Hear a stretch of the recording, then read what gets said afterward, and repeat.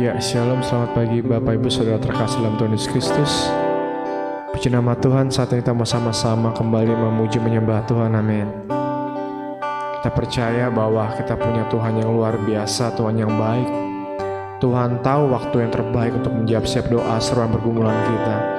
Oleh karena itu, satu hal, jangan pernah putus asa, jangan pernah putus pengharapan, jangan pernah kecewa.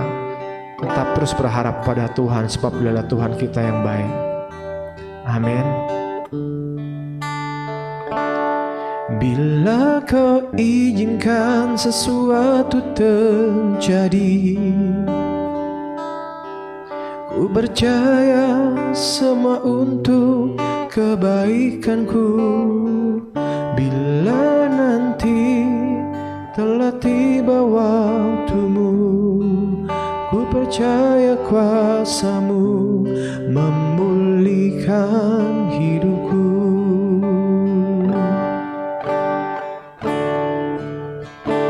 Bila kau izinkan sesuatu terjadi, ku percaya semua untuk kebaikanku. Bila nanti telah tiba waktumu, ku percaya kuasa-Mu memulihkan hidupku.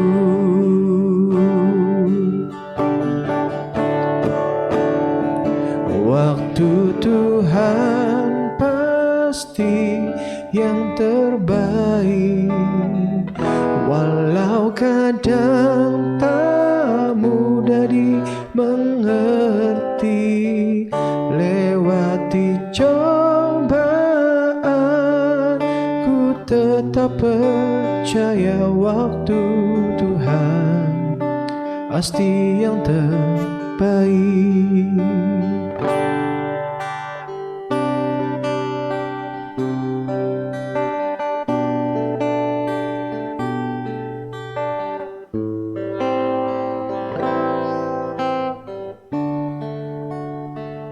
Waktu Tuhan pasti yang terbaik, walau kadang tak mudah dimengerti. Lewati cobaan, ku tetap percaya waktu Tuhan pasti yang terbaik.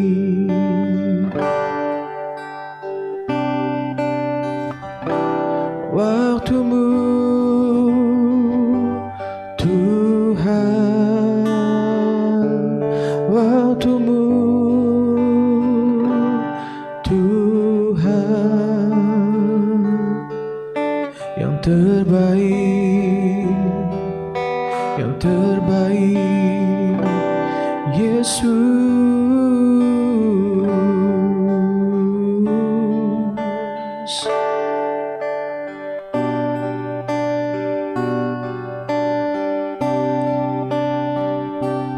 Bersyukur, bersyukur.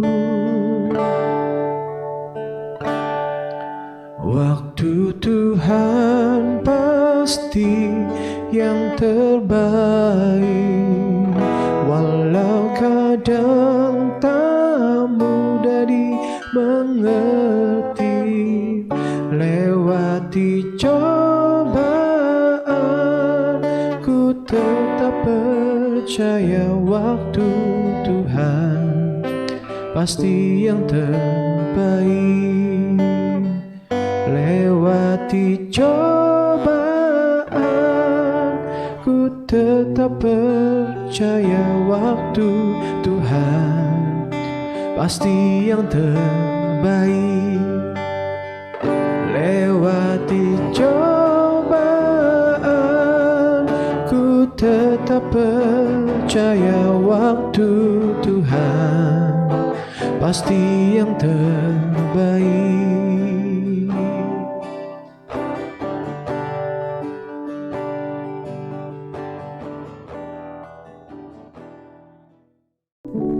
Ya, shalom. Puji nama Tuhan, kembali selamat pagi saya ucapkan kepada Bapak Ibu Saudara-saudari terkasih dalam Tuhan Yesus Kristus yang menyaksikan tayangan ini. Saya percaya setiap kita adalah orang-orang yang dikasihi Tuhan, orang-orang yang diberkati Tuhan, orang-orang yang cintai Tuhan. Amin. Mari saat ini, pada saat kita mengalami kasih Tuhan, pada saat kita mengalami cinta Tuhan, kita boleh menjadi agen-agen kasih dari Tuhan, agen-agen cinta dari Tuhan. Kita berbagi kasih pada orang-orang sekitar yang membutuhkannya, sehingga hidup kita boleh menjadi cahaya yang walaupun kecil, tapi dapat menerangi kehidupan orang lain. Mari kita sama-sama berdoa. Bapa, terima kasih Engkau baik, sungguh baik buat kami. Pagi hari ini kami datang ke hadapan-Mu, kami mau belajar kebenaran firman-Mu. Kami percaya Engkau nyatakan isi hati pada setiap kami.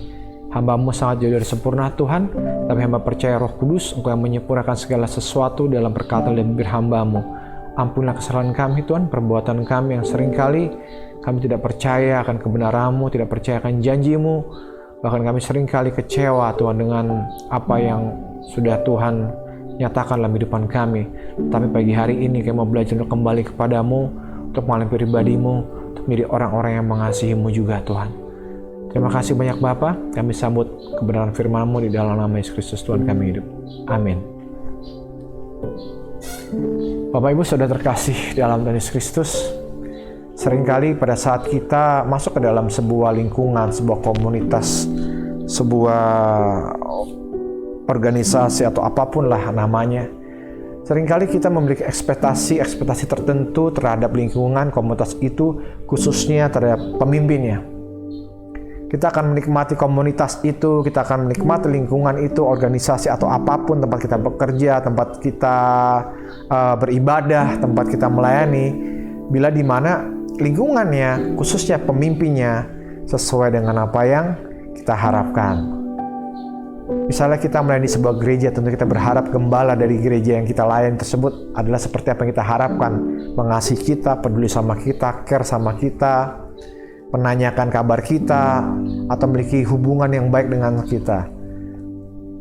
Pada saat itu kita akan merasa nyaman, kita akan merasa, wah berarti benar ini keputusan saya ambil untuk mengikuti, atau untuk beribadah tempat di gereja tersebut, atau untuk mengikuti organisasi tersebut, atau untuk terlibat dalam komunitas tersebut. Nah, tetapi apabila yang terjadi sebaliknya, pada saat ternyata yang kita lihat mulai dari pemimpinnya, keadaannya, lingkungannya tidak sesuai dengan ekspektasi kita akan berpikir untuk meninggalkan komunitas tersebut. Nah, hari ini kita mau belajar satu hal Bapak Ibu, bahwa daripada kita menjadi orang yang menghakimi kehidupan orang lain, daripada kita menjadi orang-orang yang selalu memandang orang-orang yang tidak sesuai dengan pandangan kita adalah orang-orang yang bersalah, tetapi mari kita mau sama-sama belajar bahwa kita, daripada kita menyalahkan orang lain, lebih baik kita introspeksi diri kita sendiri, kita memperbaiki kehidupan kita, sehingga kita hidup di dalam kebenaran firman Tuhan, dan kita boleh menjadi berkat buat banyak orang. Ada sebuah kisah yang luar biasa, yang ditulis dalam Injil Yohanes, di dalam Injil Yohanes pasal yang ke-6, ayat yang ke-60, 61, dan kita akan lanjutkan ke ayat yang ke-66. Injil Yohanes pasal yang ke-6. Perikopnya berkata demikian, murid-murid yang mengundurkan diri di Galilea.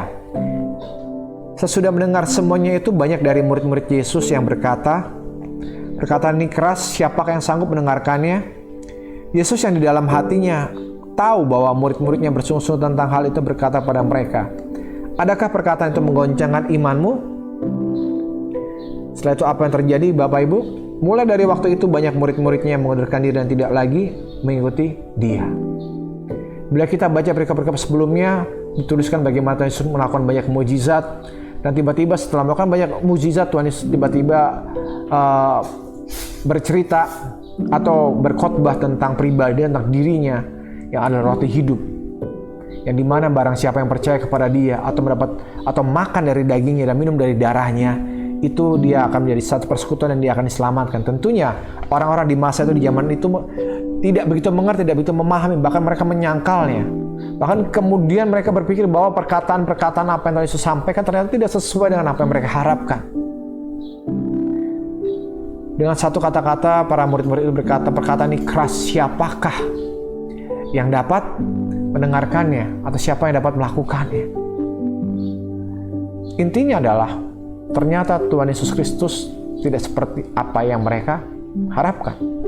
Sehingga mereka mulai mengundurkan diri. Begitu pula dengan setiap kita pada saat kita memutuskan untuk menerima Yesus Kristus sebagai Tuhan dan Selamat kita secara pribadi, bukan berarti hidup kita akan aman, nyaman, tentram, dan bebas dari masalah.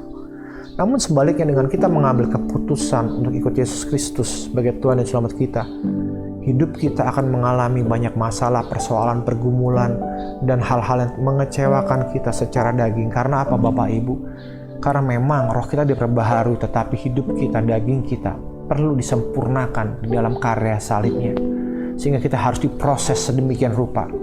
Dan itu tentunya nggak enak buat sebagian besar dari setiap kita. Bayangkan contohnya, orang yang sudah terbiasa untuk bangun siang, dan tiba-tiba begitu dia terima Yesus Kristus sebagai Tuhan Selamat saya pribadi, dia harus menyisakan waktunya untuk bangun pagi-pagi untuk berdoa bersatu teduh. Itu bukanlah satu hal yang mudah untuk dilakukan. Biasa kita bangun jam 6, jam setengah 7, setelah itu kita mandi, kita sarapan, kita berangkat kerja jam 7. It's okay, tapi begitu kita terima Yesus Kristus sebagai Tuhan Selamat saya pribadi, tentunya ketika kita bangun, kita tidak bisa seperti itu. Kita bangun, kita harus bersekutu dengan Tuhan kita. Saya ingat ketika pertama kali saya bertobat, saya terima Yesus Kristus sebagai Tuhan Selamat saya pribadi, saya berkomitmen mengambil waktu intim dengan Tuhan. Setiap hari saya bangun kurang lebih jam 5 pagi. Untuk apa? Untuk saya saat teduh, membaca firman Tuhan, memuji, menyembah Tuhan, dan berdoa. Demikian pula, malam sebelum tidur saya ambil waktu. Kurang lebih jam 10 malam. Saya harus mengakhiri hari saya dengan kebenaran firman Tuhan. Mudah Bapak Ibu? Tidak mudah, sulit sekali. Khususnya ketika pada waktu itu saya adalah masing-masing masa-masa kuliah, di mana saya harus banyak tugas yang dikerjakan, banyak ujian, tes-tes, dan lain sebagainya. Dan itu bukanlah hal yang gampang. Pernah berapa kali saya itu kuliah sampai larut malam. Saya dari kampus saya kurang lebih sekitar jam setengah 9 malam. Dan saya sampai di rumah, baru sampai di rumah itu jam 9, jam setengah 10 malam. Belum apa-apa. Saya mandi, saya makan. Tentu badan sudah capek semua. Kepengennya sih langsung tidur Bapak Ibu, langsung istirahat. Tetapi saya harus belajar mendisiplinkan diri saya.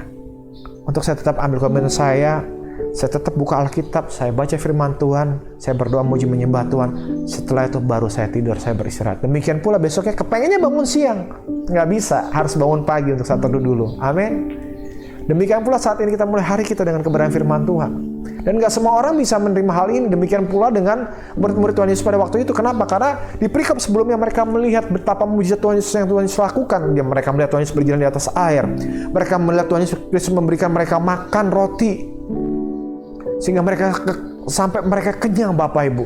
Belum lagi melihat mujizat Tuhan Yesus menyembuhkan dan lain sebagainya. Itu yang mereka suka. Tetapi begitu Tuhan Yesus mengatakan bahwa ada harga yang harus dibayar untuk mengikuti Tuhan. Pikul salib kah? Sangkal diri kah? Mereka mulai kecewa dan meninggalkan Tuhan. Hati-hati Bapak Ibu. Pada saat Tuhan tidak seperti apa yang kau pikirkan, tidak seperti apa yang kau bayangkan, jangan kecewa, jangan tinggalkan Tuhan Bapak Ibu. Tetap kuat di dalam kebenaran firman Tuhan. Karena yang kita kejar bukan kefanaan, yang kita kejar bukan materi, yang kita kejar bukan kehidupan saat ini, tapi kehidupannya akan datang, kekekalan. Karena itu Yesus Kristus sampaikan. Pada waktu dia membagikan firman tentang roti hidup, Bapak udah bisa membacanya di rumah. Mereka tentang roti hidup, bagaimana dia mengatakan bahwa dia harus disalibkan, harus menderita, tubuhnya harus dipecah-pecahkan. Dan itu digenapi pada waktu Yesus Kristus disiksa, dianiaya. Tubuhnya benar-benar terpecah Bapak Ibu. Bapak Ibu bisa menonton gambaran dalam film Passion of the Christ, di mana pada waktu Tuhan Yesus dicambuk, tidak sekedar kulitnya, dagingnya pun terkelupas, terpecah Bapak Ibu. Dan darahnya pun tercurah di kayu salib. Demi saudara dan saya, agar kita bisa menikmati kekekalan. Hidup ini sifatnya sementara. Tetapi betapa kita lebih suka mengejar hal-hal yang sifatnya sementara daripada kita mengejar kekekalan hari-hari ini. Dan betapa kita lebih suka menjual Tuhan demi hal-hal yang sementara daripada kita meninggalkan segala sesuatu untuk mengikut Tuhan.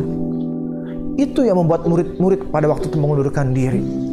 Karena mereka berkata Tuhan tidak sesuai dengan apa yang mereka pikirkan. Konsep mereka tentang Tuhan ternyata berbeda dengan apa yang sebenarnya Tuhan ingin nyatakan dalam diri dan pribadi mereka. Bapak Ibu, Kekristenan adalah bukan kita menciptakan Tuhan. Tidak. Kekristenan adalah bagaimana kita merubah konsep kita tentang Tuhan. Bagaimana kita menerima Tuhan yang sebenarnya. Bukan kita menciptakan Tuhan, tetapi Tuhan yang menciptakan kita. Tuhan yang memiliki kehendak bebas, Tuhan yang berdaulat penuh atas kehidupan kita. Kekristenan adalah bukan tentang kita mengatur Tuhan, tapi tentang bagaimana Tuhan mengatur kita, memproses kehidupan kita. Oleh karena itu hari-hari ini kalau apapun yang kau alami, masalah persoalan pergumulan, sekalipun engkau sudah berbuat benar, sudah berbuat baik, sudah berbuat sesuai dengan apa yang dikatakan oleh kebenaran firman Tuhan, namun hidupmu pun masih belum berubah, engkau masih mengalami banyak masalah persoalan pergumulan, bahkan sakit penyakit yang mungkin tidak tersembuhkan sampai detik ini, sekali-sekali jangan pernah tinggalkan Tuhan Bapak Ibu. Karena sesungguhnya Tuhan sedang bekerja dalam kehidupan kita untuk memproses kita untuk lebih indah lagi di pemandangannya. Agar kita siap pada saat kita masuk ke dalam kekekalan. Bapak Ibu, kita nggak pernah tahu kapan kita akan berpulang. Pada waktu saya ambil rekaman, saya mendapatkan sebuah kabar yang cukup menggemparkan, yaitu seorang hamba Tuhan yang luar biasa baru saja dipanggil Tuhan. Dalam usia yang terbilang ya tidak terlalu muda tapi tidak terlalu tua, dia harus berpulang ke rumah Bapa. Belum lagi kalau kita menengok ke belakang selama masa pandemi, berapa banyak orang-orang terkasih kita yang Tuhan panggil. Kita nggak pernah tahu kapan kematian akan menjemput kita. Tetapi yang bisa kita tahu, yang bisa kita pastikan adalah bagaimana kehidupan kita saat itu mempersiapkan untuk masuk dalam kekekalan. Oleh karena itu, jangan menjadi orang-orang yang mundurkan diri. Jangan menjadi orang-orang yang gampang kecewa, gampang putus asa dengan keadaan dan kondisi. Setiap kita pasti mengalami masalah. Setiap kita pasti mengalami persoalan. Karena memang itulah hidup. Itulah dunia. Itulah yang kita alami. Gak ada Bapak Ibu yang tidak mengalami masalah. Tapi yang membuat suatu perbedaan adalah pada saat kita mengalami persoalan, masalah, pergumulan, siapa yang beserta dengan kita? Pada saat Yesus berserta dengan kita, Roh Kudus membimbing, menuntun kita dan menghibur kita, kita pasti akan keluar lebih daripada pemenang. Amin. Jangan jadi orang-orang yang mundurkan diri, tetapi jadilah orang-orang yang terus maju berkarya untuk memuliakan nama Tuhan. Haleluya. Puji nama Tuhan. Mari kita sama-sama berdoa. Bapak, terima kasih. Kami percaya kami bukan orang-orang yang mundurkan diri, kami bukan orang-orang yang gampang putus asa, gampang menyerah, tapi kami orang-orang yang kuat, yang kami bangkit di dalam Engkau Tuhan, untuk terus mengiring Tuhan sampai akhir hidup kami. Terima kasih banyak Bapak, kami berdoa mengucap syukur berkat-Mu, buat kebenaran firman-Mu yang boleh menguatkan setiap kami. Kembali saat ini kami berdoa bersama-sama bangsa kami Indonesia, anugerah Tuhan, kemuliaan Tuhan nyata buat bangsa kami. Bangsa kami ini bangsa gentar Tuhan, bangsa yang mengasihi Tuhan, bangsa yang mencintai Tuhan. Dan damai sejahtera-Mu nyata buat bangsa kami, anugerah-Mu nyata buat Indonesia, buat bangsa kami, di pemerintahan yang mengasihi Tuhan. Terima kasih banyak Bapak, kami akan mulai hari kami akhiri ibadah kami pada pagi hari ini dengan doa Tuhan Yesus ajarkan sendiri. Bapa kami di surga, dikuduskan nama-Mu, datanglah kerajaan-Mu, jadilah kehendak-Mu di bumi seperti surga. Berikanlah kepada kami makanan kami pada hari ini, dan ampunilah kami akan kesalahan kami, seperti kami mengampuni dosa kepada kami, dan janganlah membawa kami dalam mencoba, dan lepaskanlah kami dari jahat, karena Engkau punya kerajaan dan kuasa kemuliaan sampai selama-lamanya.